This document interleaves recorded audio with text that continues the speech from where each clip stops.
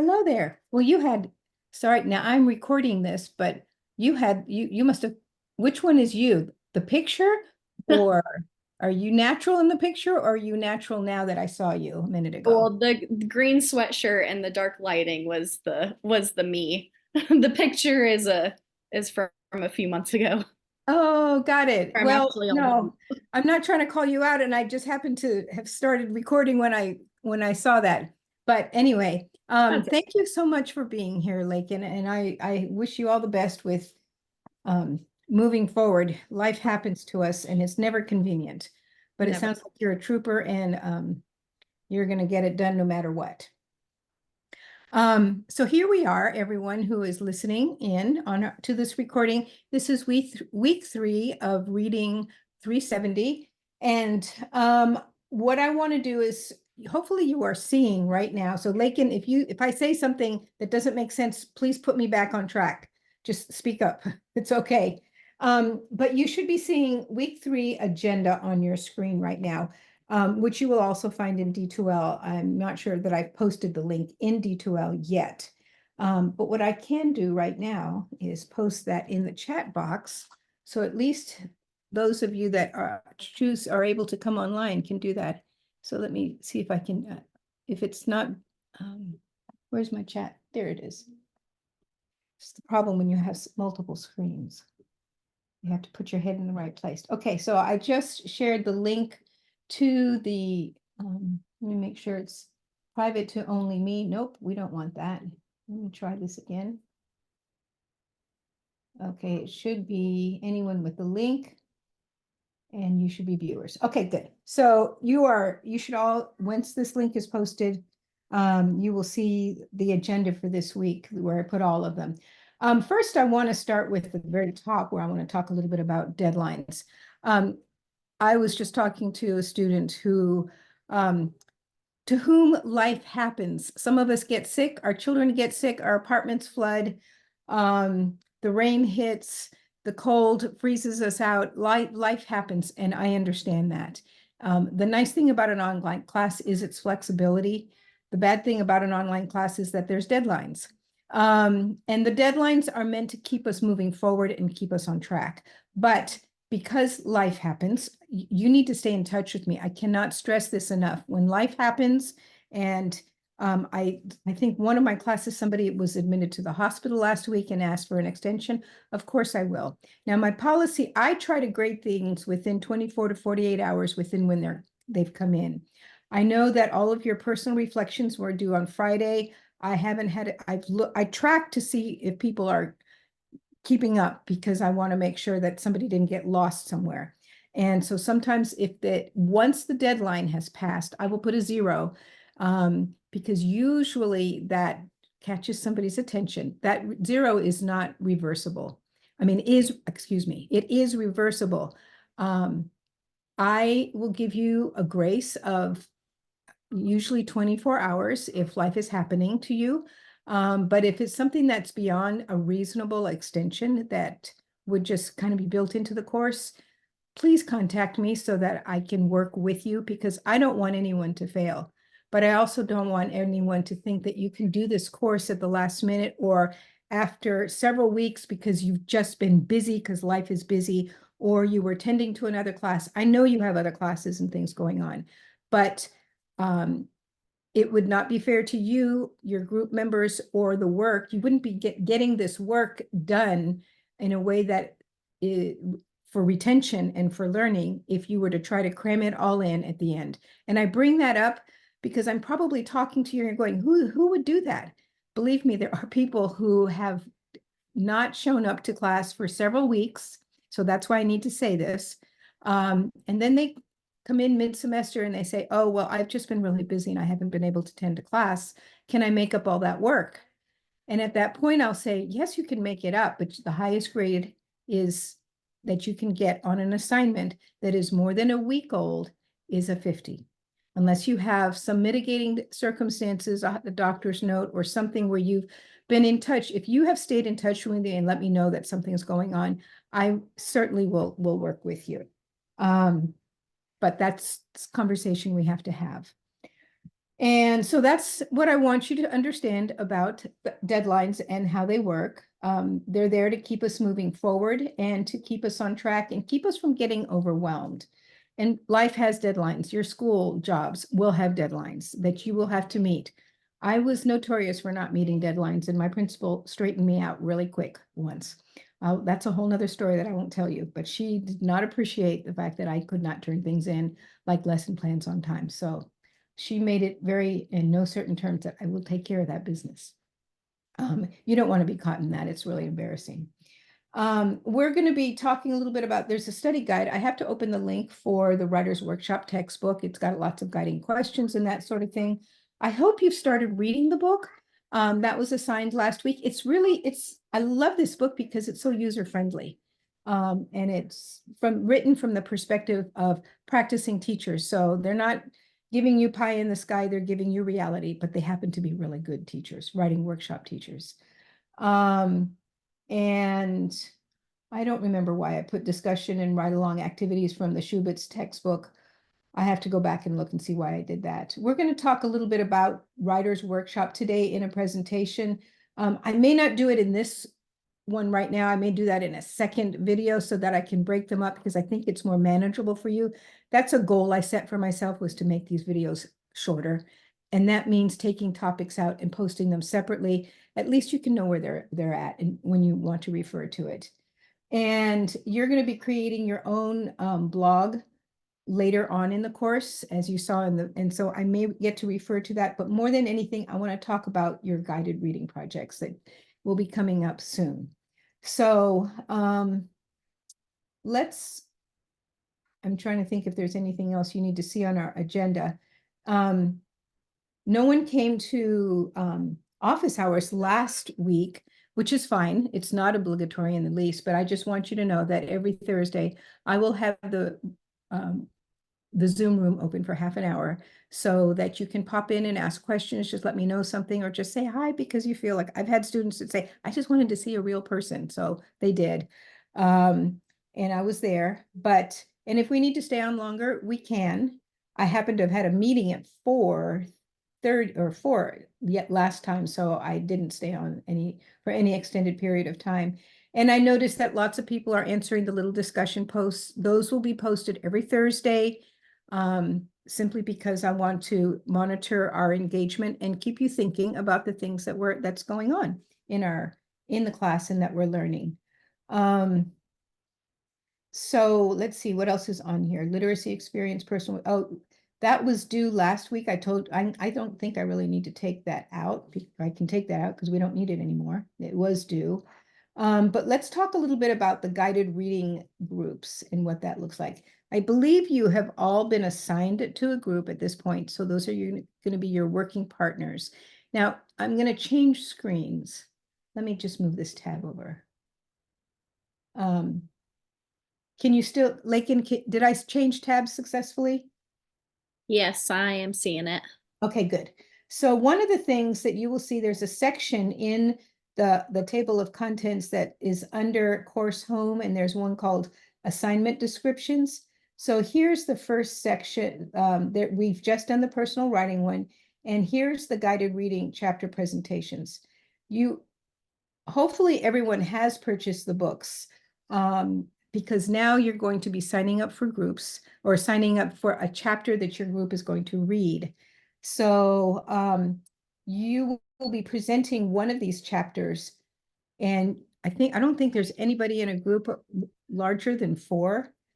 If I'm not mistaken, I have 2 classes that have groups, and I don't want to get them confused. But the goal of this assignment is for you to learn best teaching practices for literacy skills. This book, this Richardson book, do I have it with me next to me? No, it's over there. I'll have to go get it for you. I love it because Jan Richardson is very practical, and she does give you explicit lessons and things within the book that you can use. Some of you will hear of Jan Richardson in schools. She was very, very popular, and a lot of schools had moved to using Jan Richardson's guided reading. I will be honest and say that maybe she's being phased out because the science of teaching reading has transformed reading instruction in a way that is taking away certain practices that are good, and replacing it with a phonics only approach. But that depends on your school and how they're handling this. So I'm not of the opinion that we need to throw out the baby with the bathwater. I'm all about teaching phonics, and so is she. She has very explicit things that teach children how to read and has been very successful doing that. So I think you'll enjoy reading her book. I need some glasses to read this. So you're going to be doing a presentation that includes 1 to 2 major points from your chapter. And presentations will be in a slideshow. You can use PowerPoint. Some people like to use Canva. Some people use the Adobe products. I know a lot of students use the Google slideshows. I use a lot of Google products. So it doesn't matter to me as long as it is shared. So make a note. You have to make sure that whatever you're creating is shared with me so that I can see it. It's a visual representation and will include some discussion questions that you're going to pose to the group some sort of a handout that kind of summarizes the group. You're going to be portraying a sample activity and some resources in a mini lesson format. That's going to sound a little weird. Mini lessons are mini. They're 15 minutes long typically. They can be 10, they can be 16, but it's not a 45-minute long lesson that is usually what is used for evaluation or when you're introducing something brand new.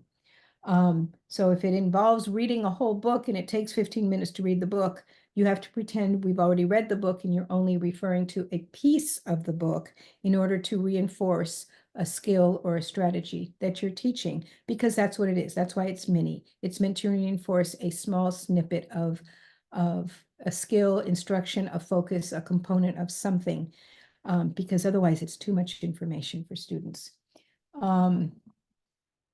And so that says that you're going to have a mini lesson plan and or recent article related to your chapter that can be shared with the class in print, and that will be posted to the discussion board. The idea is that you're teaching this chapter without just in a way that allows us to extend our learning because everyone has the book. This helps you to share all of the resources. And what we do is something called like a jigsaw strategy, so that if somebody doesn't read another chapter as well as you, at least they get the gist or the important points for this. Your presentation will be no more than 8 minutes, but no less than 5, so between 5 and 8 minutes long. You're going to designate a lead person that will post your presentation materials. That way, you kind of had a leader within your group to see that everything is being handled. It says that also that and that person then can reach out to me if there's questions and various things. It's kind of like your point person, but I'll be asking questions that will lead to, is everybody involved? And you'll be evaluating each other at the end of this to determine how much each of you contributed and what you contributed to this group activity, because group activities are a little funny. Some people like them. Some people depend on others to do the work, and none of us like to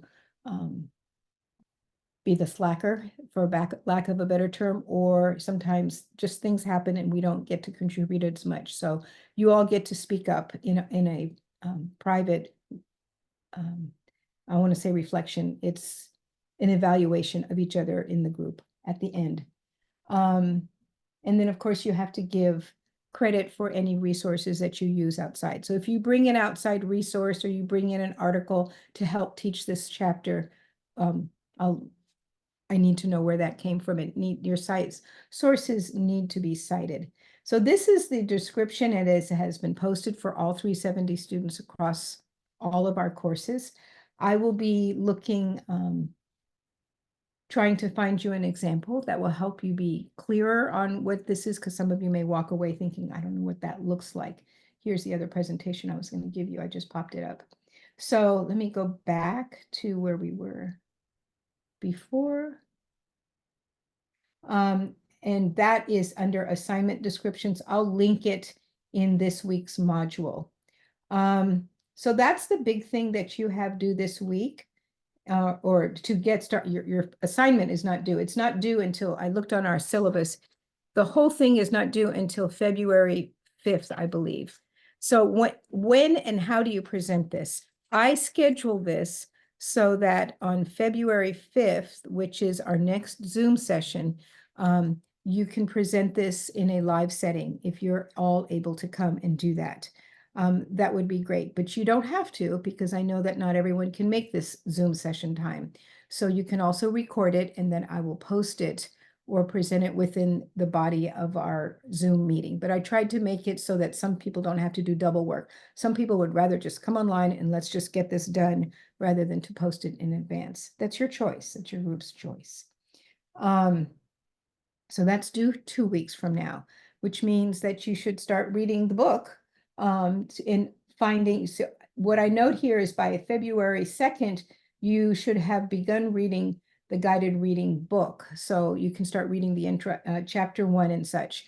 But you're choosing chapters 4, 5, 6, or 7 to present, or some aspect of it. So you need to email me immediately after you get with your group to claim your chapter. And I will update you when things get claimed so you know what's left. So please get on that this week so that you know where you're headed and you're not waiting until the last minute, or you get something that you're really not very interested in doing. Does that make sense so far, Lakin? Yeah, sounds good. Okay, thank you. I appreciate that. It helps me to know if I need to say anything else. So that's about the guided reading groups. So group now and decide which chapter 1, 4, or 7, but everybody's going to read chapter 1. So that, and it's a good introduction to this whole concept of guided reading. And then I'll be doing some lectures on that as well. And then you just have your discussion on, I think I put it up here on our Thursday sessions. It's like a check-in day for me, because it allows me to know that you're engaged and that you are able to be a part of that conversation and you kind of know what's going on. So I don't post that discussion until Thursday.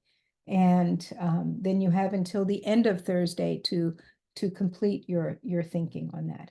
So the other thing that's big for today, let's see, how much time do we have? How long have we been online?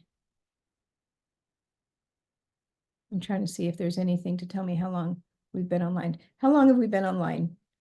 Do you think 15 minutes? Probably roughly, yeah. Okay, I think I'm going to go ahead and just dive into writing workshop right now, because this is, I'm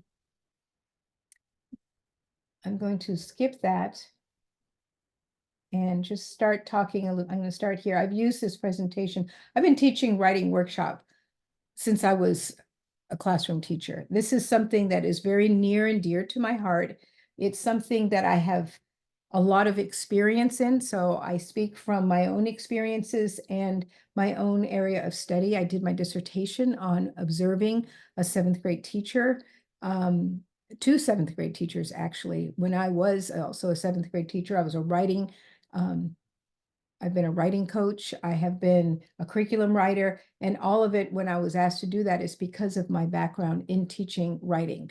For me, teaching writing is the backbone to reading. We know that the 5 pillars of reading, we used to call them the big 5. And if you go into this presentation, you'll see there's a little YouTube presentation that describe what they are. But if you look at this, it's going to look very familiar if you've already taken Reading 360. And we talked about it, I think, in Reading 350. We were talking phonemic awareness, phonics, fluency, vocabulary, and comprehension. At the time that we were writing about this, we weren't featuring Scarborough's reading rope. Well, Scarborough's reading rope has been around for a long time. And what I love about the Scarborough's reading rope is that each one of these strands represents a different element of learning to read. But notice that reading begins from language comprehension, not reading comprehension, language. So all reading begins with speaking. And our brains are wired. We are able to speak, but we're not wired to read.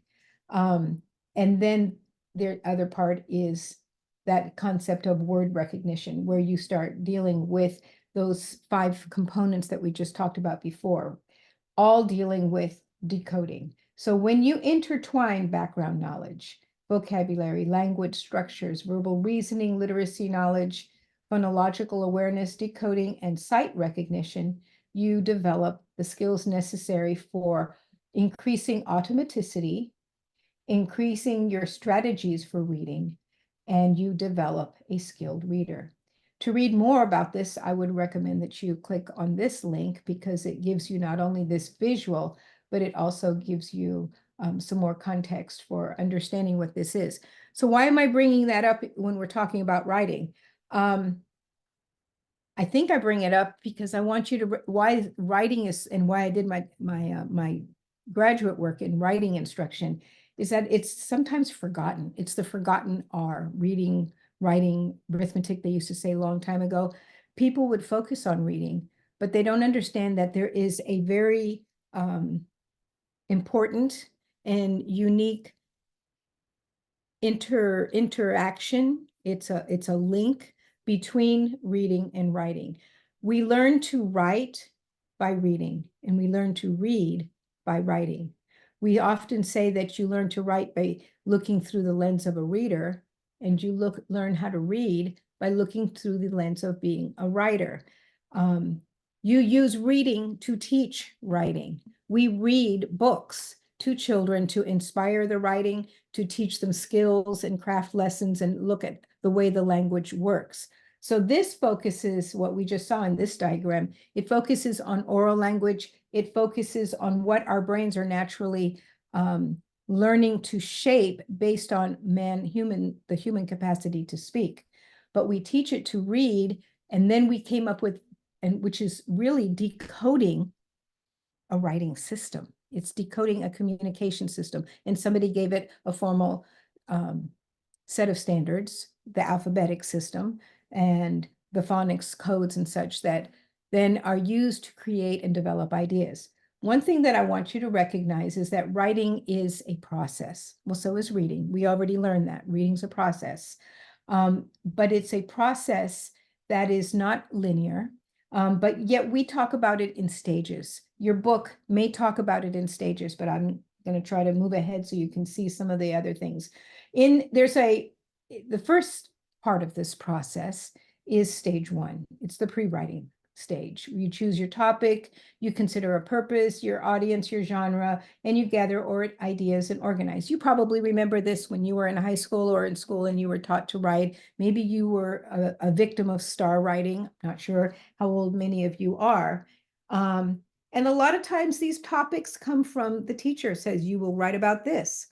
Or if you are a writing workshop teacher, you may have students writing from writers' notebooks where we helped them generate a lot of topics and they get to choose. Well, a good, useful writing, an effective writing workshop is one where students get to choose their own topics, okay? The second stage is the drafting. So they figured out, okay, what am I going to write about? Well, now I have to write, but it's a draft. It's your first draft. It's your rough draft. Sometimes it's a place where they're drafting maybe just the introduction and we just did a mini lesson on introductions by maybe exploring and examining how other authors start their pieces of writing. But one of the most important things in drafting is to emphasize what you want to say and not necessarily perfect how you say it. It is about the content. It's about communicating a message because writing is about communication. After all, you have something to say. We read what others have written in order to figure out, well, how did they do that? Then the next step is the revising. Now, this is where you really get to workshopping. This is where you might share your draft with a teacher, a more knowledgeable another adult, maybe another writer in the classroom, a small group of students, but you share in order to maybe get some ideas and some feedback for revising your writing. Now, please understand, Revising is where you're continuing to workshop or to build or improve the ideas in your writing. It's not editing. Revising is not editing. Editing comes later. Editing is correcting mistakes. Now, especially with our little ones, they bring it to you and they want to say, is this right? And my answer is, well, I don't know. What did you want to say? What do you mean, is this right? Read it. Can you read your writing to me? Does that make sense? Is that something is that what you're trying to say? And if they can communicate, you can have this conversation because you want to honor and value their ideas, then help them to find a way to communicate what they're saying, because that's what writing is all about. We correct or edit writing because we want to make it clear, because there are conventions in our language and we want to make sure those are that students master them so that people don't get lost in our writing. So this revising, I call it revisioning, because it's about looking at what you're trying to communicate and seeing it again in a different way.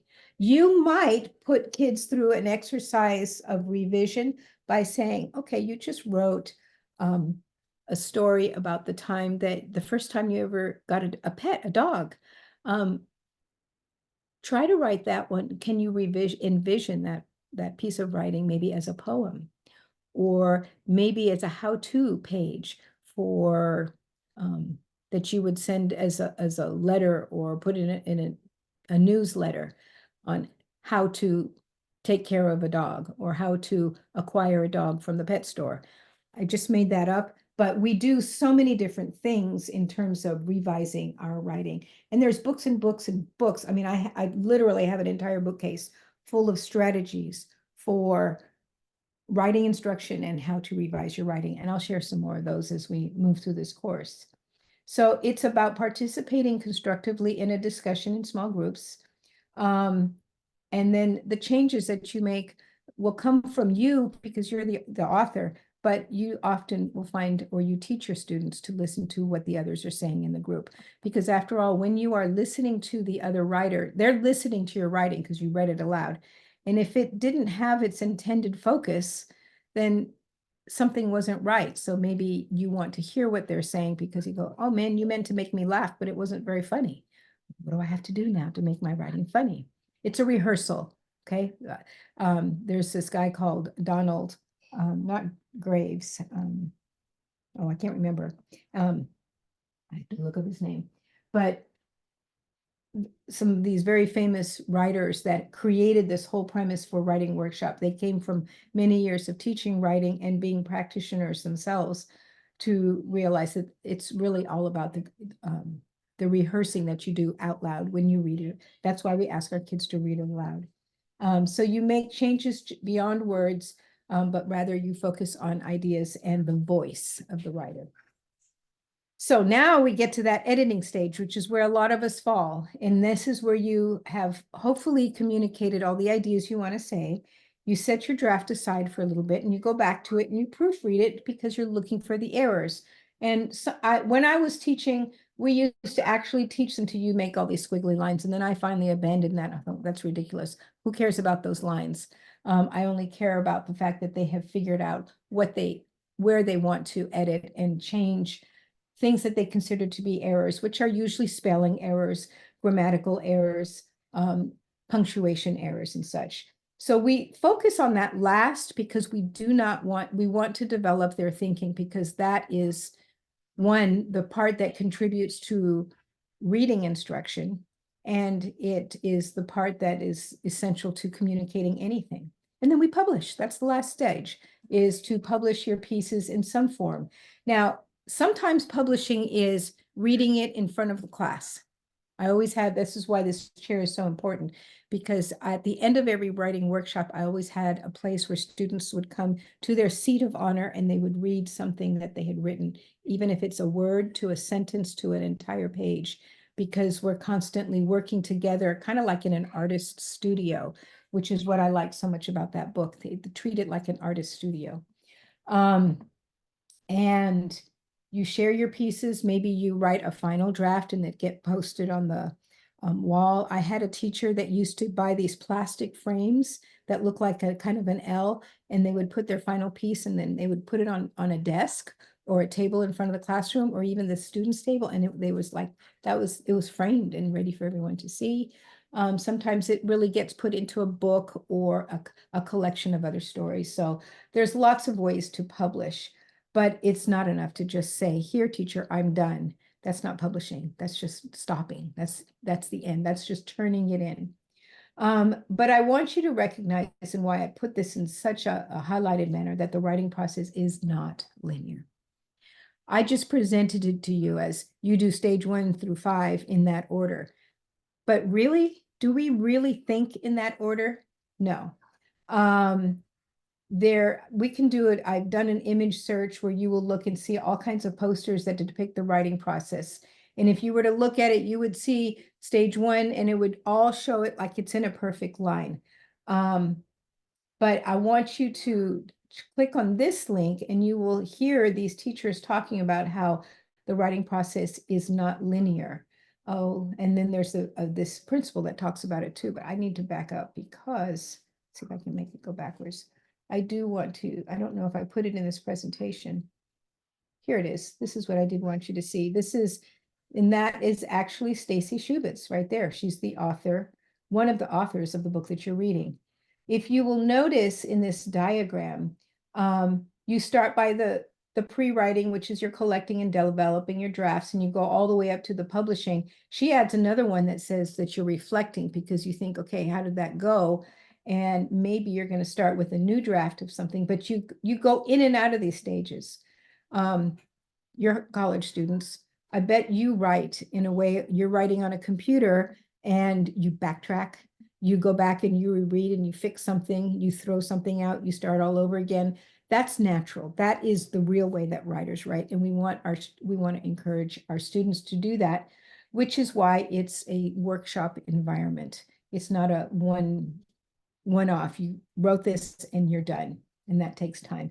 So I'm going to ask you to peruse this article because I think you'll find it very interesting when you think about what it really means to be a writer in the writing workshop.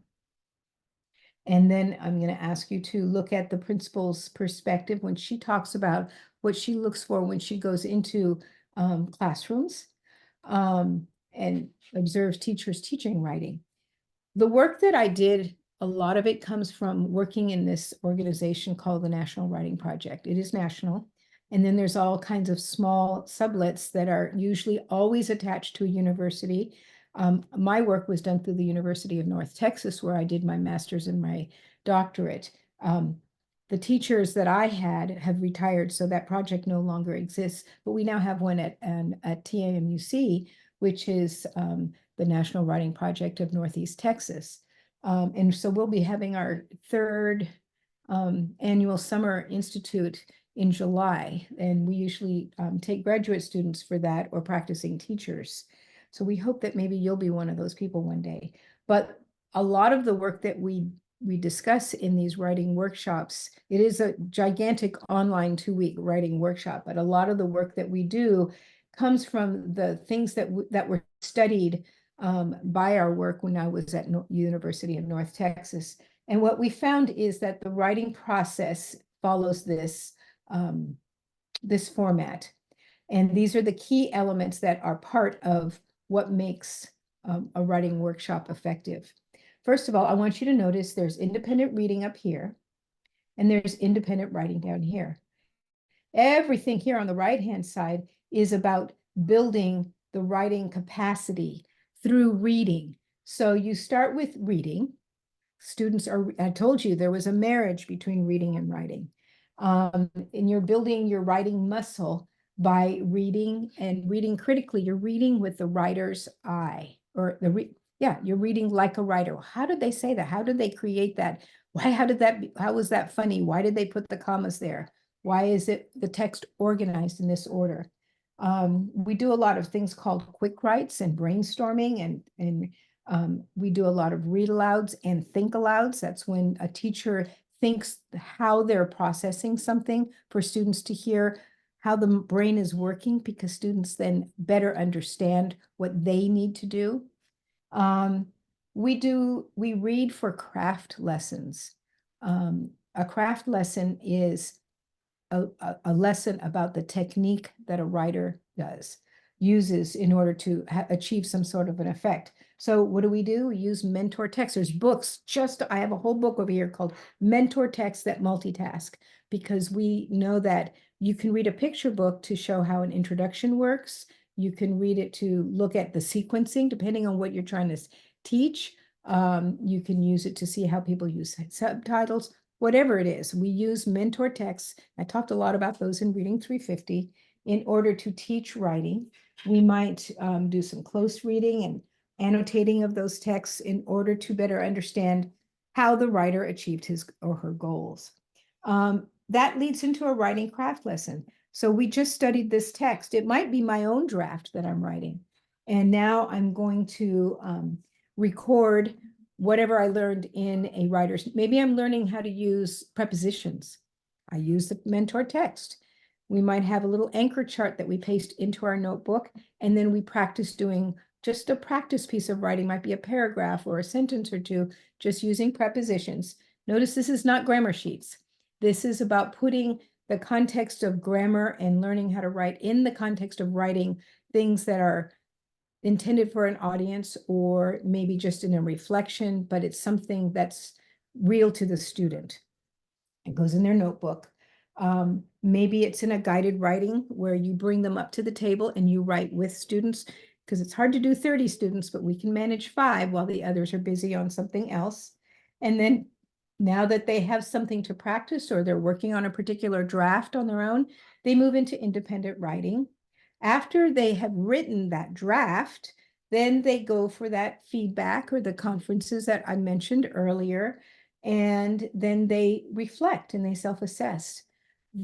During all of this process, there may have been some goal setting, maybe in that guided reading group. Well, what is it that you want to achieve? Who's your audience? What is your purpose for writing this? Those are goals. Well, did you do it? Is this something that did other people laugh when you said that your poem was supposed to be funny? Where do you want to go now with your writing? And these are conferences that we have with our students. And then usually I'd always keep track of these goals. And then that moves into the publishing that we already talked about.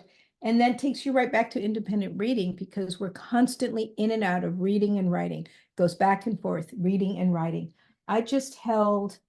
See if I can find the book.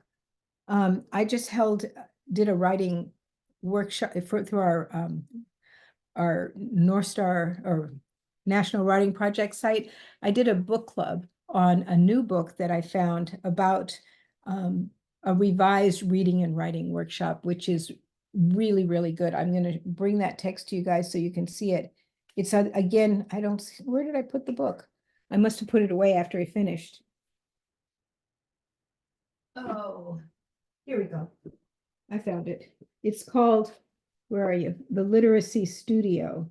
And this is also written by another practitioner called Ellen Keene, who's done a lot of advising to schools across the country. But she really understands the plight of what teachers are going through and has found a way to marry the two so that you are able to multitask and manage all of these things in the real time, given all the demands that teachers are being putting on teachers. So we know that a balanced reading and writes balanced because all of these things are going on. Choice and voice about the content. You give students time to write every day, and the teacher writes alongside the students. Skills and crafts are mini lessons that are taught, like I described a mini lesson earlier. It's a time for talking and sharing. So writing is not a silent endeavor. It's a time of focused study. Maybe you're studying something that's in a content, like you're learning about something related to what you're learning in science and you're writing about it. That can be a writing workshop activity. You have routines or rituals for publication, and yet you have so much going on. It's very organized. The challenge to pulling off a really good writing workshop is in the teacher's sense of organization and management. So you do have high expectations for your students with very structured management. And So here's that link to that other thing that I showed you before. So a question I will probably be asking you to think about is, what is your set of beliefs or practices about teaching for being a literacy teacher? Notice I didn't say just writing teacher, because I cannot emphasize enough the importance of reading as being part of teaching writing. We tend to separate them today in schools. That's a mistake, but I understand it's a scheduling thing, and I understand it's a sense of priorities. We tend to test, we teach what we test. So if you're not testing writing, it kind of takes a back burner. But I did a lot of research and study when I was a graduate student to find that when you teach writing, you are improving their reading comprehension. And if you go back to Scarborough's ladder, or Scarborough's reading rope, excuse me, I don't know why I want to call it a ladder. Comprehension is a key factor of reading. And I want you to think about a writing workshop as, some people will call it a model, some will call it an approach, and some will call it a philosophy. I like to think of it as all of those things, but more than anything, it's an approach. It's about how you believe reading and writing should be taught.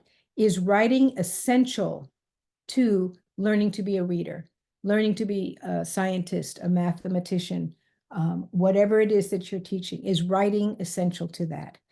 And I would hope you would say yes. Now, the next trick is, well, how do you manage to get kids to write every day? And how do you teach them the craft of being an effective writer in the context of learning science, becoming a better reader, and all of the other subjects and things that we do teach, especially in elementary school, where we have so much going on. So think of it as an approach rather than a thing that you add to your all those other things that you're asked to do as a teacher. And an approach is part of your belief system. It's about how you approach something, how you make it happen. So, oh, there's that. I knew I had that in there. Here's that. The writing, and the word that I'd like you to think about is this word recursive, because it goes in and out, goes back and forth. We are constantly in and out of these different stages. We never get stuck in one. And yet, there's teachers that say, okay, today we're only learning about one of these stages. You might teach them and have a lesson on drafting or brainstorming ahead of time, but we don't allow students to get stuck there, because often they have to restart in the middle of a lesson, and then you go back and you have to do some more brainstorming. It's a very much of a student-centered practice, and it's based on community. If you don't have a good, strong community, your students won't trust you and they won't trust each other, because writing is also something where we feel very vulnerable. We hate to share our writing. Do you remember being that timid student that didn't want to read their writing out loud? Well, I've had many students that would do that. So, but they come alive when they have a warm and trusting environment where everybody feels more comfortable with that. I have college students who still don't want to share their writing. So here's some of the 10 tenets for a student-centered writing classroom. I'm going to let you read those on your own. And here's another video that I'd like you to take a moment to look through, which talks about the importance of authentic writing. What does it mean for something to be authentic, and why does it matter? And then finally, the end of everything in school, we seem to be in an age where everything has to be assessed. So how do we grade it? What is writing assessment all about? Well, some guiding principles for teaching writing have to do with something called the 6 traits. Some people went on to talk about it being presentation as being the final trait. It's not just publishing it, but how does it look in its form of presentation? Does it fit the medium? So again, we grade the ideas. We might grade for how well the writing is organized, the voice of the writer, which is usually the personality of the author, and how does it shine through. Word choice, which is your choice of vocabulary, the fluidity or fluency of your sentences. That's the rhythm and the flow of the writing. The conventions, which of course we call those mechanics or grammar. And then, of course, the presentation. So there's books and books written on the 6 traits, but even your star writing back in the day was very much aligned with these 6 traits of writing. Now, these you will teach in pieces and it takes you all year to work on these various different areas in order to, and then we will, like, if you just want to work on voice, you might pick up a piece of writing and listen and try to figure out how the author's voice resonates within that piece of writing. Or if you're studying conventions, you look at a mentor text just featuring that. And there's books and books and books that you can look up to help you. Well, what text do I want to use? So again, it's an approach as you design your mini lessons around your writing. So writing instruction. That is writing workshop in a nutshell. It's fast, and I hope I didn't make you dizzy, but hopefully you can hear this again. What questions, anything that anybody want to ask that might be online right now? I don't think I have anything as of right now. Okay, well, I appreciate that. It was a lot to consume, but again, I don't want to make these presentations too long, so I'm going to go ahead and sign off. And I may post some additional thoughts and things in writing when I post this to make everything as clear as possible for this week. All right, so have a lovely evening and thank you very much for coming. Let me know how I can help you throughout the week. Bye. Thank you. Have a good week. You too.